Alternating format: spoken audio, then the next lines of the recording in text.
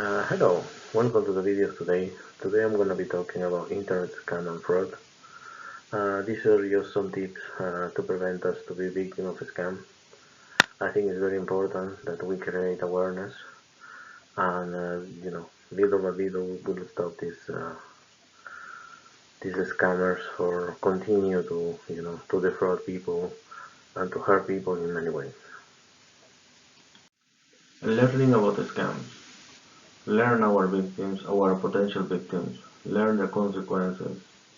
And remember, there is a huge number of people who are victims of a scam and they remain in silence. They are ashamed to say that they are victims of a scam. So do not ignore if you see someone or if you suspect that someone is being victimized by one of the scammers.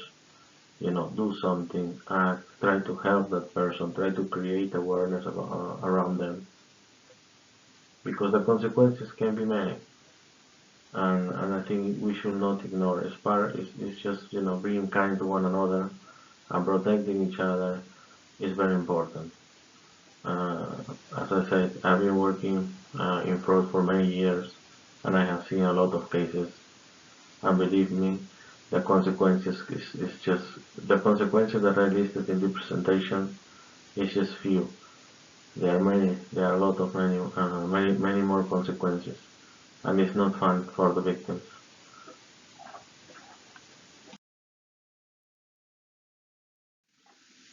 Romance scam. This is a very difficult scam, very hard to deal with. And the reason is not very simple, but you gotta consider that there is an emotional attachment between the victim and the scammer. They spend hours together in the phone, Skype, WhatsApp calls and everything. And that makes it very difficult to convince her that she is being victim of a scam. But again, it's very important that we create awareness on this type of scam because the consequences can be very hard. Not only emotional because imagine the person, depression and many things, and also financial situation. Right, there is a lot of people who are being victimized in romance scam and ended up losing a lot of money, losing their houses,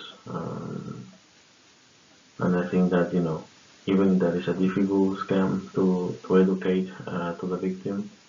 We need to try 1, 2, 3 times, all the times that is necessary, and create awareness in the victim.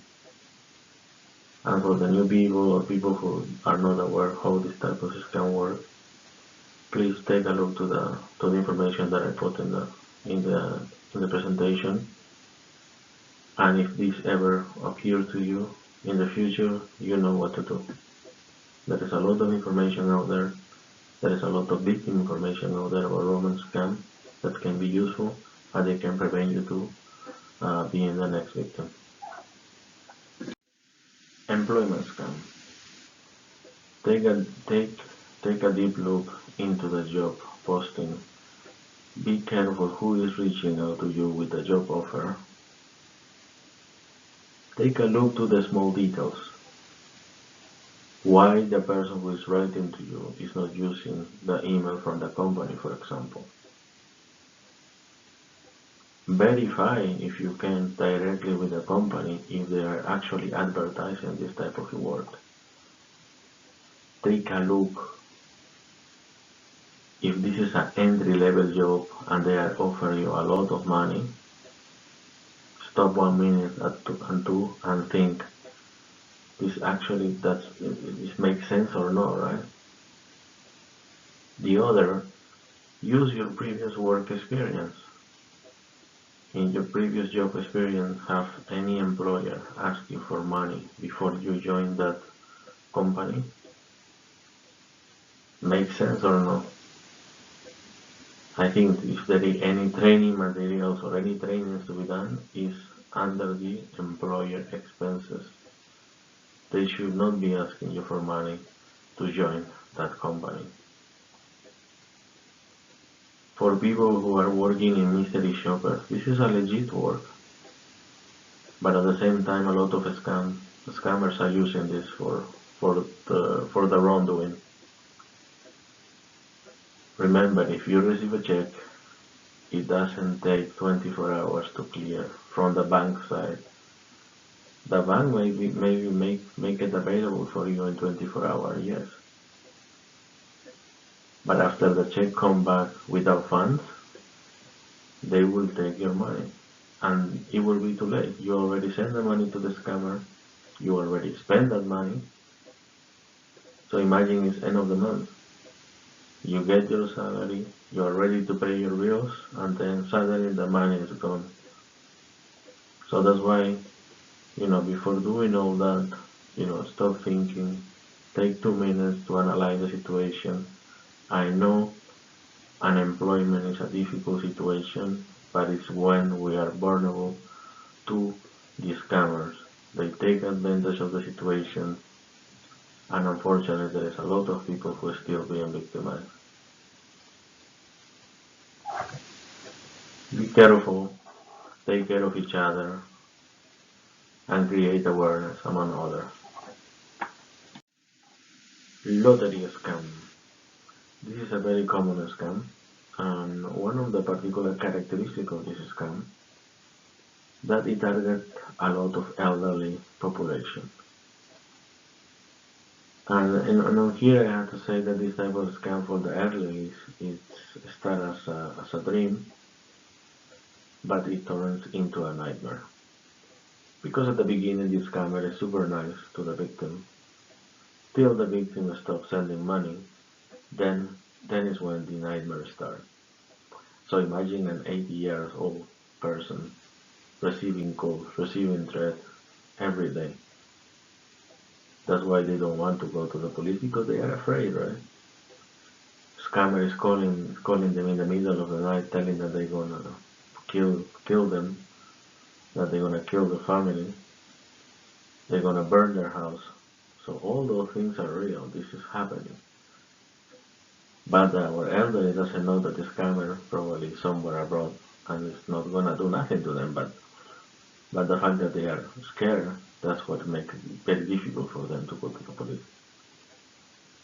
So if we know an elderly person who is being victimized for lottery or sending money abroad, help that person and redirect him to the police, and the police will give reassurance to that person that nothing is going to happen to them. There are some other aspects in lottery scam that is listed here. Take a look to those. Are you allowed, for example, in America or any country, are you allowed to participate in foreign lotteries? Did you actually participate in any lottery? When it comes to receive check, because in lottery scam, they do send checks sometimes. And it can happen, the same situation as I explained in the employment scam, it can happen here as well. So consider all that and do not choose to be blind if you see a potential victim.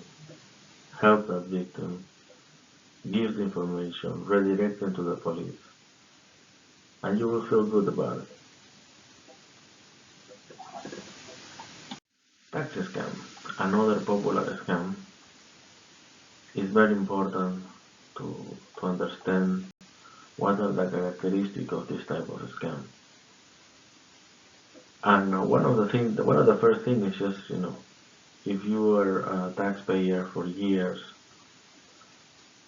just consider how do you pay your tax normally. Do you send money directly to an employee of your tax office? Do you pay in cash? How you do it? Analyze that first.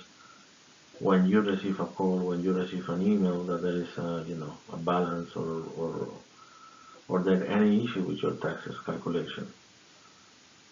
So I think that's very important. If you are a worker, if you are a taxpayer for many years, you should know. But of course, there is a lot of people who are unaware. There can be people who, they are afraid or they just ignore the fact how to pay the taxes, right? It's straightforward. And if they treat you, they're gonna call the police, they're gonna send you to jail. For people who are immigrant in that country, they can even threat that they're gonna be deported. There's a lot of things that the scammer can do to get you afraid and to actually, consider sending money to them.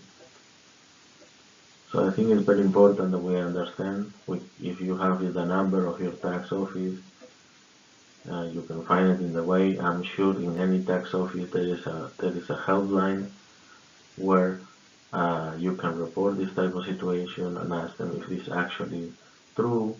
I don't think your tax office will spam you with calls about your taxes. I don't think that's how it works.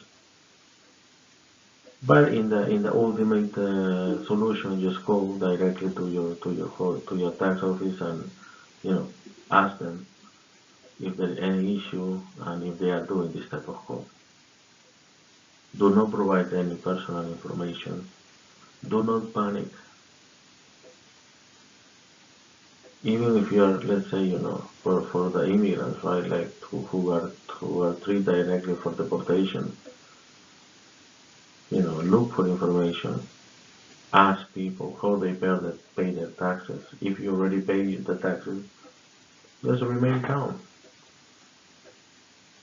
and analyze how do you pay the taxes. Why would you send the money that is recollected by your tax office to an individual worker, let's say, or to an individual so-called worker? Does make sense to you? So I think there are several things that we can consider. I'm sure by now there is a lot of information in your tax office website about this type of situation. So I recommend you to read those, to inform yourself, because as we speak, the scammers always thinking on new ways how to make better this type of scam. And the reason why they still exist and the reason why it's still very common is because the scammer find a way to still make it believable to you and to still trick you for sending money. But again, my best recommendation, whenever you encounter a situation where you have doubt, analyze it, gather information, call the institution, and in that moment then you will get the reassurance that you're looking for. Do not panic. Once you panic, that's it. No matter what happens, you're gonna fall for this type of scam. And I know it's difficult, right? I know it's difficult not to don't panic. But there is that moment, 1, 2 minutes that it counts where you can still, think and analyze and say, okay, I don't think this is true. I pay my taxes in a different way. This never happened before. So again, use your previous experience as a taxpayer. For the new taxpayer, gather information. If someone is treating you, we call the police right away. Look for the hotline for your tax office and call them, and you will find the information you need.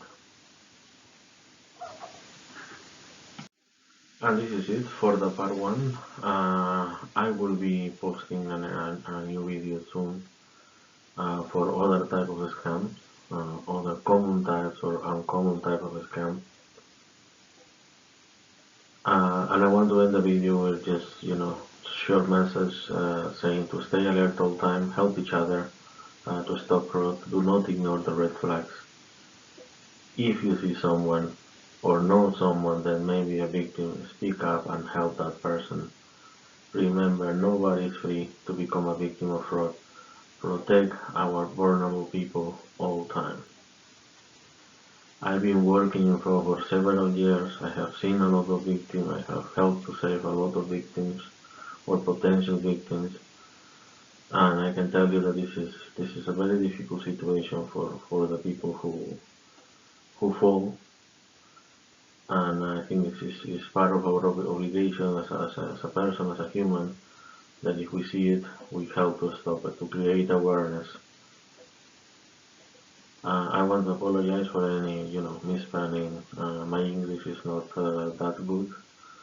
I'm not a native English speaker, but disregard that.